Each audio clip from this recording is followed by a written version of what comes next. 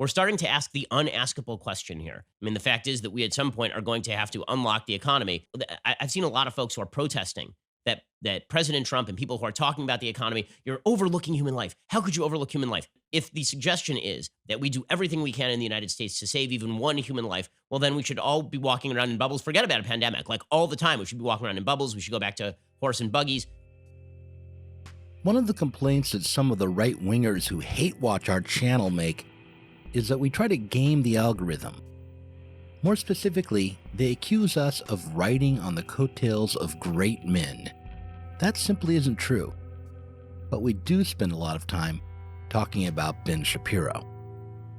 Weirdly, Shapiro is popular. He has 1 million YouTube subscribers, has sold thousands of copies of his book, Facts Don't Care About Your Feelings, and hundreds of copies of his hilarious novel, True Allegiance.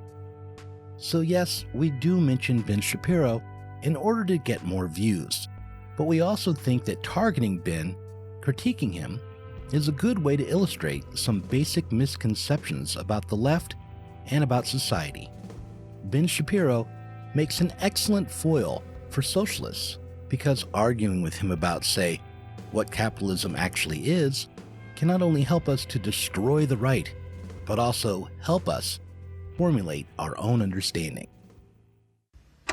Hello, Zero Books readers and viewers. This video will start to answer the question, why not capitalism? By arguing against Ben Shapiro. So let's say you own a pencil factory, I'm a worker in that pencil factory. You can have all the machinery, you can buy all the raw materials you want, but without me, and presumably many others like me, to assemble the pencils, all you would have is a pile of wood, yellow paint, graphite, rubber, and aluminum. Okay. That would be worth, and that is worth less than the pencil when you try and sell it. If you're just one person trying to assemble pencils, you're not going to get very far. You need workers. All the additional profit above made from selling the pencils or whatever good you produce above what is reinvested into the company ultimately goes to you or the investors, those who own shares in the means of production. Right. Under socialism, those people are the workers, and the example I give, again, is cooperative enterprise. No, those are the people who are investing the risk. So if they carry the risk, then they get the benefit. The owner of the factory carries the risk, therefore he gets the benefit. The workers in the company you mentioned, if that company were to go bankrupt, they would carry the risk as well as the benefit. If the company goes bankrupt and this guy has to pay off all of his debts, the worker may lose his job, but he's not the one who's going to incur the debt of having gone bankrupt. If you incur risk, then you're the one who pays the downside. The worker does not pay the downside. Okay, it is the investor who pays the downside, who invested in all the machinery, who sunk millions of dollars into making your labor productive. Because guess what? Your labor is without that machinery. Gunk. Nothing. You don't have a pencil to put together. You don't got the wood. You don't got the paint. You don't got the rubber. You don't got the metal. You got nothing. Right? You're sitting there, standing outside, twiddling your thumbs. It required somebody to invest. Who do you think put more in? The guy who spent millions of dollars buying all the machinery, leasing the place, making sure there was a management structure, doing the LLC formation, making sure all the tax code was in compliance, or you standing outside because you can stick a piece of graphite into a piece of wood. Now we're done.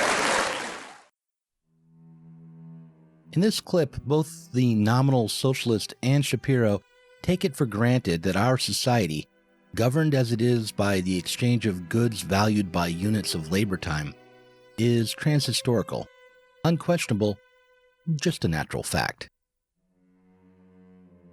The question of who needs whom, capitalist or worker, is the wrong one. Clearly, the workers need capital, and capital requires workers.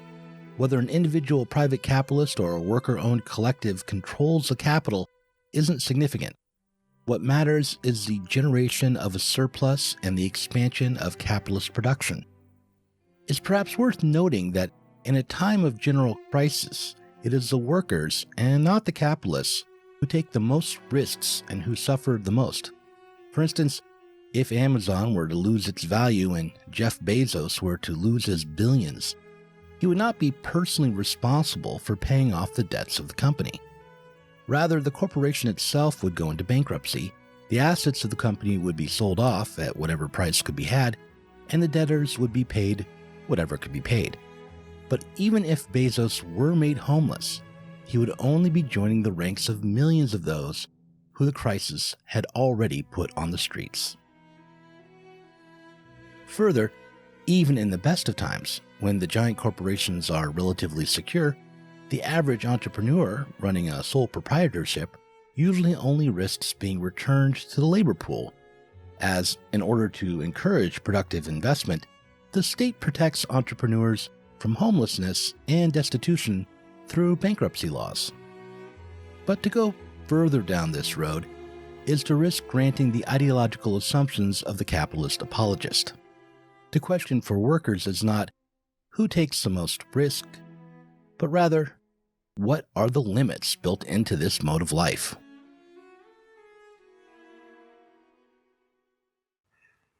Well, capitalism is a system of capital accumulation, and that's why it has the name it does. And capital accumulation is rooted ultimately in the exploitation of labor, of working class. This is really the root basis of capitalism. There's a lot more that you can say about capitalism.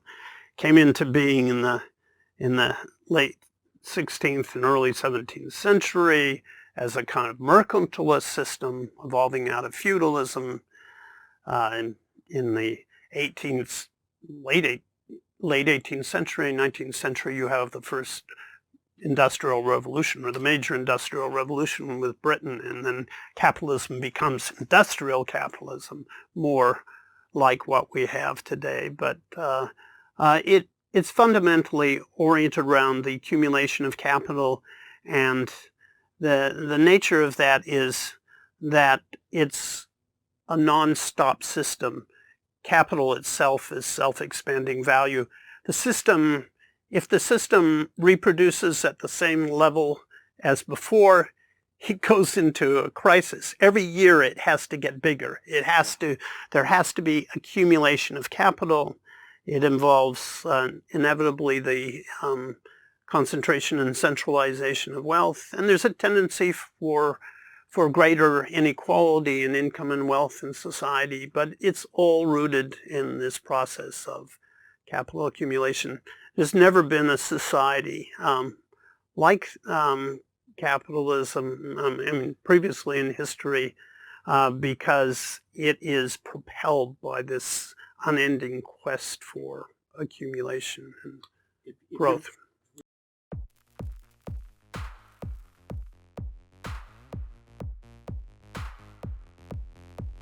The most obvious limit we live with under capitalism is this.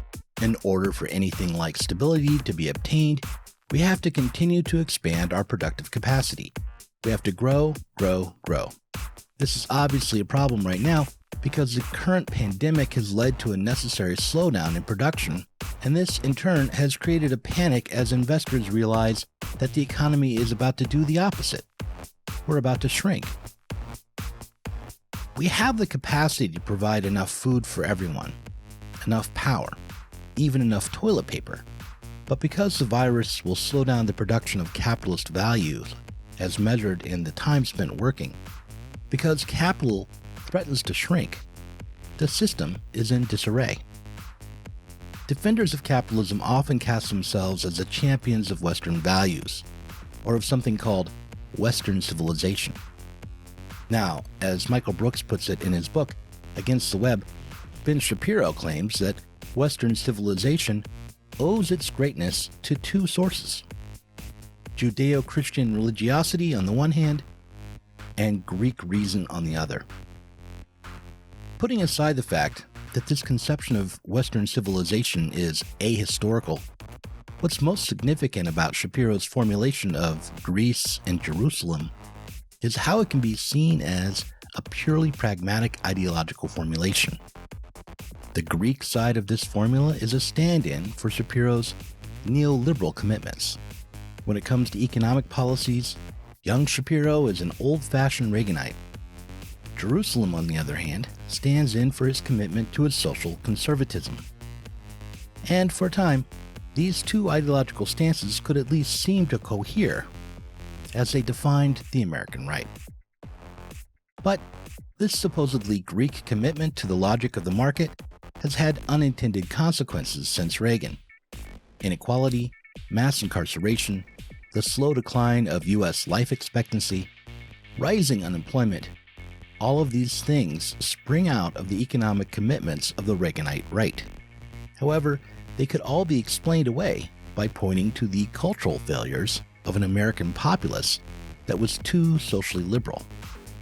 Unemployment wasn't high for structural reasons, but because of a lack of commitment to the best moral principles as found in the Judeo-Christian tradition.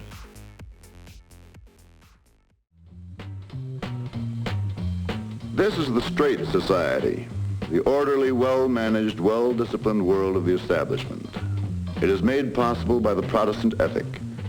Work is noble, worldly achievement the sign of God's favor.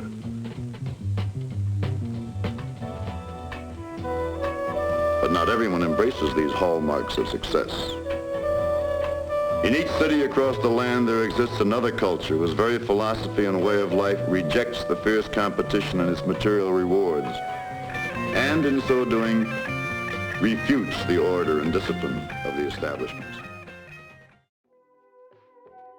But if our current economic and health crisis demonstrates anything, it's this. Our economic system makes concrete demands on us, and our cultural responses to these demands are mostly rationalizations after the fact. We're not able to simply act to meet our physical needs directly, but must act through a system based on the endless expansion of labor time and economic value. The choices we make are always at least attempts to manage to live while meeting the needs of the capitalist system.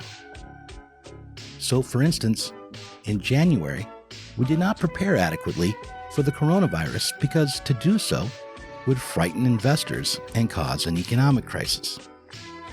Eventually, however, not acting to contain the threat of the virus was seen as a greater risk to investment and to the expansion of capital than a partial work stoppage and limited state-directed production would be. And today, we're not sure what to do. We're at a crossroads, with some politicians arguing for the masses to return to work, while others suggest that we'll need to shelter in place for many months and use Keynesian spending to keep the system going.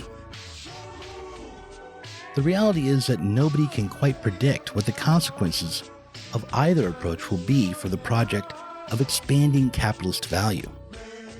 We've reached an impasse and will likely only come up with some sort of ideological explanation for what we do next, once the decision has been made for us.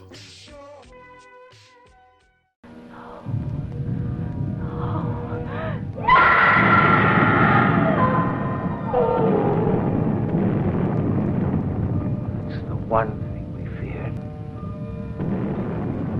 Kathy. Yes, it is.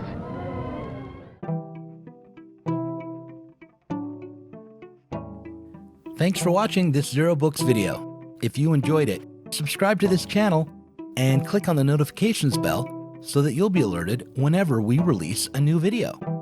You should also consider supporting us on Patreon.